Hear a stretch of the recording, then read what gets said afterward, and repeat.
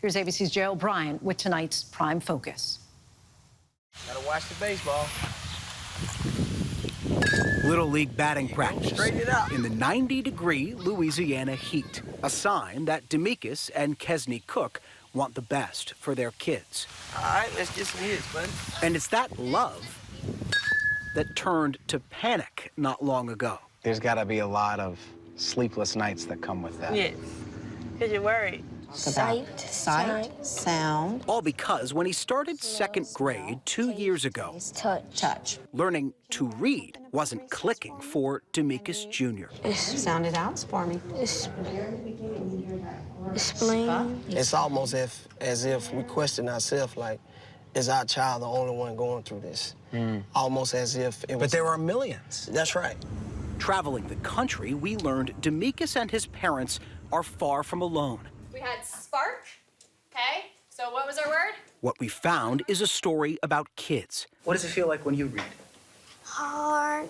I'll get mad and sad and I just say I can't do it no more. I can't do it. What does inspiration mean? About the fierce coast-to-coast debate over how to teach them to read. What do you do here? What do you work on here? Reading. Okay, all right, follow the steps. And about an often overlooked race against time facing every school in the country. Horse. To help struggling students read before it's too late. The older that a child gets, the harder it is. All right, we're gonna try another one. Ready? America has faced troubling reading scores for as long as the government has kept track. Every year since 1992, the Department of Education has found roughly 1/3 of the country's fourth graders read below what's considered the basic level. In 8th grade, that number gets better, but not by much. 1 in every 4 students. In Warrensville Heights, Ohio, just outside Cleveland, You have to love what you're doing. 33-year teaching veteran Carla Pleasant explained to us helping a struggling reader is about intervening early. The younger you get them. So after about, I would say, 2nd or 3rd grade, it gets really tough. Just raise your hand. Does anyone here feel stressed sometimes when they read? These students we met in a summer school class down the hall are nearing the end of that window. They're in 3rd grade and told us what they experience when they read. How does it feel when you come across a word you don't know? I get sad. You get sad. David here was brave enough to give reading out loud a try. That was one of the words we were learning earlier. That last word right there. Front. Try that one more time. You got it? Frat. So it's raft. Raft. And this was one of those words we were talking about earlier. Good job. Sniff. Yeah, sniffs. Sniff. What David used to figure out that last word is what we saw and heard. Say snore. Snore. Tap phonies. Reading specialist Chantel Barhorst We're listening for the sound.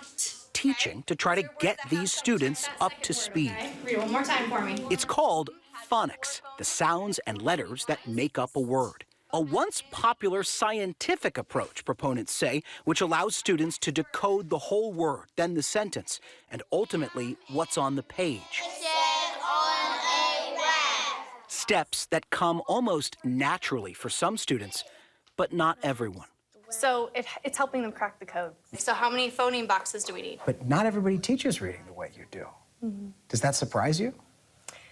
Unfortunately, no. For years, Carla Pleasant says many classrooms in Warrensville Heights didn't teach reading that way either. Their solution to reach struggling readers was a teaching style called balanced literacy, which is still popular in many schools across the country. It's designed to develop a love of reading and a comfort with books, but it can also involve suggesting students guess certain words. Cookies is the picture. And even look at pictures to decipher the words on the page, something instructors took to calling picture power. One problem, Pleasant says, I could tell it was not working. Why? Because the students weren't performing. So she reversed course, took to teaching phonics under the table. And you were keeping that secret Keeping it from your bosses. Keeping it secret from the bosses. but getting the success in the classroom. A new school administration eventually followed her lead and began requiring the kind of meticulous phonics instruction Let's tap it together. you saw in class earlier. And Warrensville Heights Elementary went from low reading scores to an A rating with the state. Now this school is an example for Ohio's Governor Mike DeWine, who's moving to require all state schools teach phonics and other similar strategies, often called the science of reading. He swims on his back. A plan to reach struggling readers, first pioneered in a state that some educators had written off as a lost cause: Mississippi.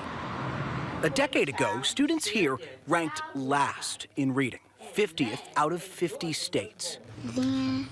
Today, Mississippi is 21st in the nation in literacy. And in educational circles, that seemingly impossible turnaround even earned its own name. You know what they call what happened here? We've heard. The Mississippi Miracle. Right. How did you pull that off? We don't necessarily think that it should be a miracle that children learn to read. In this classroom, Dr. Kimyana Burke, the state's former literacy director, showed us how she brought her state back from the brink. Yeah, you see me just smiling, right? I can't stop smiling. Asking the state's teachers to lean hard into phonics, the way her generation and her parents' generation learned to read. Now he chooses a brush. Instruction, she says, that was virtually missing in Mississippi classrooms, and still is in many states, because it fell out of fashion. It was really kind of this aha moment around there's a lot of work that we have to do here. Are you saying schools were just graduating kids who didn't fundamentally know how to read? Yeah, it's happened all across the country. Burke, now with a reading nonprofit, is looking for other states to follow Mississippi's lead. Mississippi proved that you can be poor, you can be black, you can be Hispanic, you can be all of those things, and you can still be taught how to read. So far, by the start of this school year, at least 30 states, including D.C. and New York City, have agreed, requiring phonics instruction and other science of reading education to address sagging reading scores. Skeptics of the phonics movement say it's an educational fad, just like balanced literacy once was. And there's no one-size-fits-all solution to America's reading crisis. Yeah. So how many phonemes can you read? And it's not just on teachers. Educators say familiarizing kids with letters, words, and books starts at home. Are you saying that right now in the United States, a parent can send their child to school and it's not guaranteed if they will learn how to read? Yes. I think people would find that alarming. Yes, it is alarming. Back where we started, in Louisiana, the state has overhauled how it's teaching reading to help students. She washed. Like our little leaguer, Demekus Cook. Demekus also gets help from a state-funded tutoring program, paying for private instruction on phonics and other skills for Demekus. So number 4 is right? Yep. And the other students we met at this Sylvan Learning Center. And what happens when you come up to a big word? What do? I try my best. They're so excited, and they cry in my office because it's life-changing. It's life-changing. Do these issues predate COVID or? Oh, absolutely. Christy Sharon has owned this tutoring center for more than 25 years and warns what can happen when a student doesn't get help early. Oftentimes, we may get a third grader who can't read at all. That we have to go back to basics. You're saying for decades you've had third graders walk into this building who can't read at all? Yes, we have.